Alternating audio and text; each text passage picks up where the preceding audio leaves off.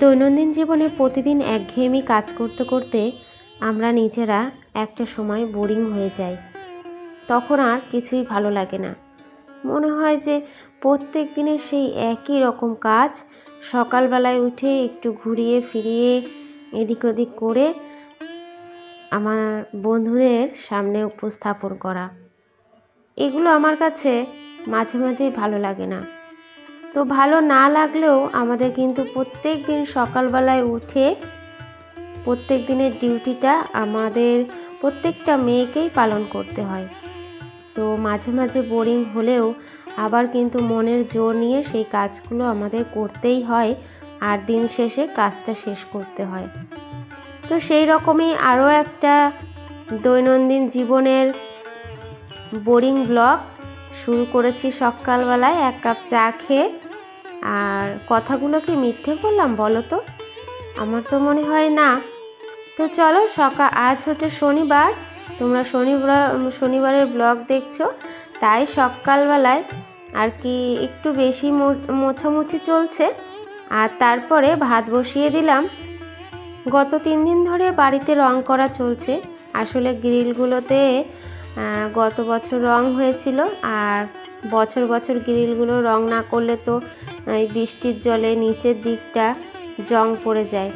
তো গ্রিলগুলো যাতে যে কয়দিন বেঁচে থাকি সেই কয়দিন তো ভালো থাকুক, তো সেই কারণে মিস্ত্রি খরচা দিতে গেলেও তো অনেকটা। এখন মানে আমাদের এখানে আর কি 600 টাকার নিচে কোনো মিস্ত্রি নেই। তো এতগুলো দরজা জানলা কত টাকা দিয়ে পারা যায়?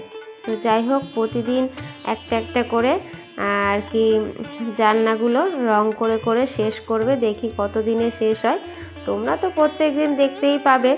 তো যাই হোক, আজ ধরেছে এই বড় জানলাটাকে, অনেকটা সময় লেগে গেছিলো।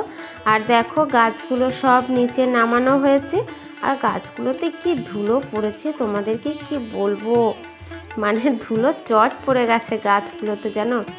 তাই বলছে কি গাছগুলো বাইরে নিয়ে গিয়ে ভালো করে ওদেরকে স্নান করিয়ে তাই এখানে আবার রাখবে। তো যাই হোক, বাইরের পিঠ রং হয়ে গেছে, এবার এসেছে ভেতরের দিকে রং করছে বসে বসে, আর দেখছে কোথায় কি বাকি আছে।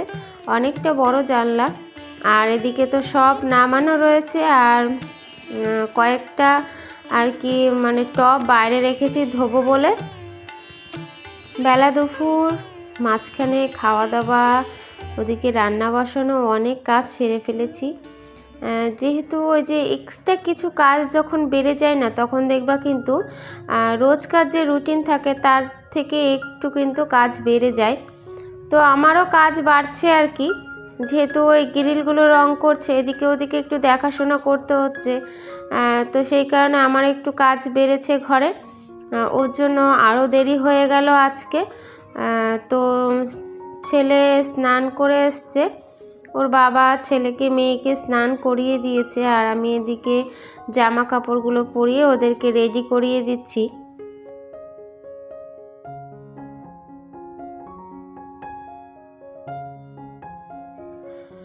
অনেক কাজ পড়ে রয়েছে, তারপরেও ভাবলাম কি নতুন করে আবার ঠান্ডা পড়ছে, তো যাই স্নানটা সেরে পুজো দিয়ে তারপরে ওদিকে কাজ করব। কারণ কাজ করতে গেলে না অনেকটা বেলা হয়ে যায়, আর অত বেলায় স্নান করলে আমার সমস্যা হয়ে যাচ্ছে।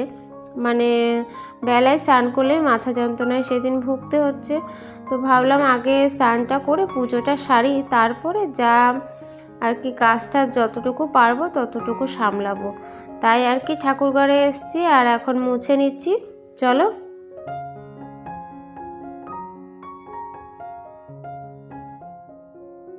ঠাকুরের থালা গ্লাসটা ধুয়ে নিয়ে চলে এলাম, আর এখন আর কি ঠাকুরকে পুজো দেব।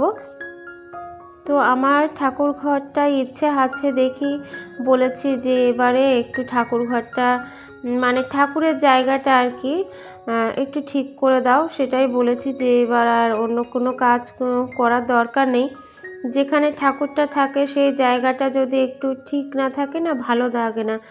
আমরা যে যাই হোক ঘরে থাকছি, খাটের পরে শুচ্ছি, কিন্তু ঠাকুরটা একটা ভালো জায়গায় না থাকলে, তাদের বিছানাটা একটু ভালো জায়গা না দিলে না দেখতে ভালো লাগে না, নিজের মনটাই খারাপ লাগে।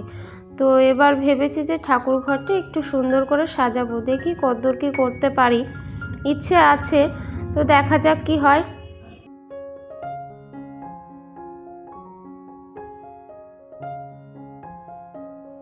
পুজো দেওয়া শেষ, এবার এসেছি কিন্তু ডাল সিদ্ধ করে রেখে গেছিলাম, আর এবার এসেছি সবজি কাটতে, মানে বসেছি।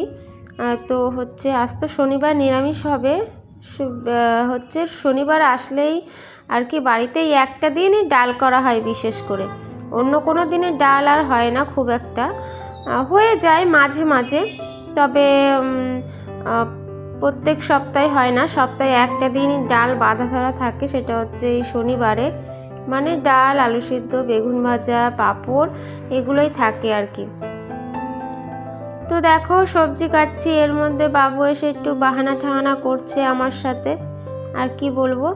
তো ভাবছি আলু ভাজা করব আজকে, আলু সিদ্ধটা করব না, আলু ভাজা করব, তাই আর কি আলুটা কুচি কুচি করে কাটছি।